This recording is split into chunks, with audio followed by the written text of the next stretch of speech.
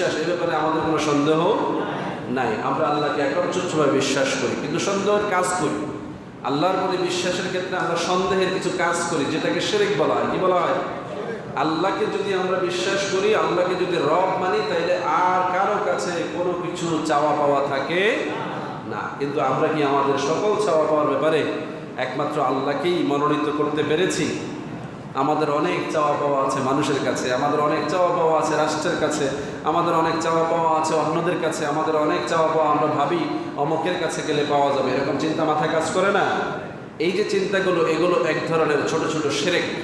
যদি সুস্পষ্টভাবে আপনি এটা মনেই করেন যে এটা অমুকের কাছে ছাড়া পাওয়াই যাবে না, তাহলে শিরক হয়ে যাবে। ধারণা আসতে পারে যেটা অমুকের মাধ্যমে পাওয়া যাবে, অসুবিধা নেই। আল্লাহ রিজিক দেন, কিন্তু আল্লাহ নিজ হস্তে রিজিক দেন না, আপনাকে কর্মের মাধ্যমে রিজিক দেন। সুতরাং কর্মের মাধ্যমে রিজিক পাওয়াটাকে রাজ্জাক মনে করা যায় না। রাজ্জাককে আল্লাহ। ঠিক একইভাবে আপনি বিভিন্ন বিষয় বিভিন্ন মাধ্যমে অর্জন করেন, সেটা ভিন্ন বিষয়। কিন্তু যখনই আপনি মনে করবেন এই মাধ্যমটাই আপনার ছাড়া চলবে না, এই মাধ্যম না হলে আপনি কিছু হাসিল করবেন না, তখনই কি হয়ে যাবে? শিরক হয়ে যাবে। আমাদের অনেকগুলো কাজ এরকম দেখা যায় যেগুলোকে আমরা মাধ্যম হিসাবে মনে না করে ওগুলোকে আমরা আমাদের জন্য একেবারে অবশ্য কর্তব্য করণীয় হিসাবে নির্ধারণ করি, যে এদেরকে ছাড়া আমাদের চলবেই না। এরকম আছে না নাই?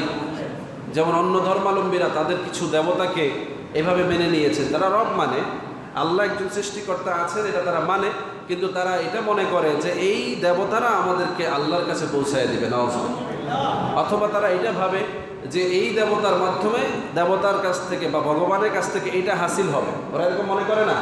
তাদের এক একটা দেবদেবীর নাম এক একভাবে দেয়া আছে। কোনোটাকে তারা এই ধন সম্পদের দেবী বলে, কোনোটাকে বিদ্যার দেবী বলে, কোনোটাকে তারা বিভিন্ন নামে আছে না। আমি সমালোচনার দৃষ্টিতে বলছি না, তাদের এই ধারণাটাই কি শিরক। তাদের এই বিশ্বাসটা কি শিরক। তারা একচ্ছত্র এক আল্লাহ বিশ্বাস করে না। তারা মনে করে আল্লাহর পক্ষ থেকে অমুকে আমাদেরকে এটা দিতে পারে, ওটা দিতে পারে, এই দিতে পারে। এই যে আল্লাহর পক্ষ থেকে অমুকে দিতে পারে, এটাই শিরক।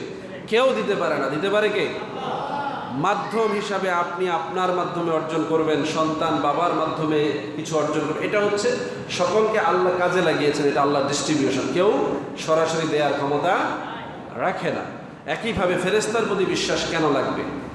ফেরেশতা আল্লাহর গোলামি করে, আল্লাহর তাসবিহ আদায় করে, তারা আল্লাহর প্রশংসা করে, তাদের ডিউটি আল্লাহর জন্য নির্ধারিত। আমরা কেন বিশ্বাস করব? আমাদের বিশ্বাসে কি আসে যায়? আমাদের বিশ্বাসে আসে যায় এটা যে আল্লাহ রাব্বুল আলামিন তার কুদরতকে যাদের দ্বারা পরিচালনা করেন, সেই ক্ষমতার বাহন যারা পরিচালনা করেন, তাদেরকে যদি আমরা বিশ্বাস না করি, তাহলে রবকে বিশ্বাস করা হয় না। যেমনিভাবে আল্লাহ যে কিতাব পাঠিয়েছেন, কিতাব বিশ্বাস না করলে আল্লাহকে বিশ্বাস করা হয় না। যেমনিভাবে রাসূল পাঠিয়েছেন, নবী পাঠিয়েছেন, তাদেরকে বিশ্বাস না করলে আল্লাহকে বিশ্বাস করা হয় না। একইভাবে নবী রাসূলদের মাধ্যমে আমরা যে সংবাদগুলো পেয়েছি, পরকালের সংবাদ, কিয়ামতের সংবাদ, অন্যান্য জান্নাত জাহান্নামের সংবাদ, এরকম যত অদৃশ্য সংবাদ আমরা পেয়েছি, সেগুলো বিশ্বাস না করলে নবী রাসূলদের প্রতি বিশ্বাস হয় না। একইভাবে আল্লাহ রাব্বুল আলামিন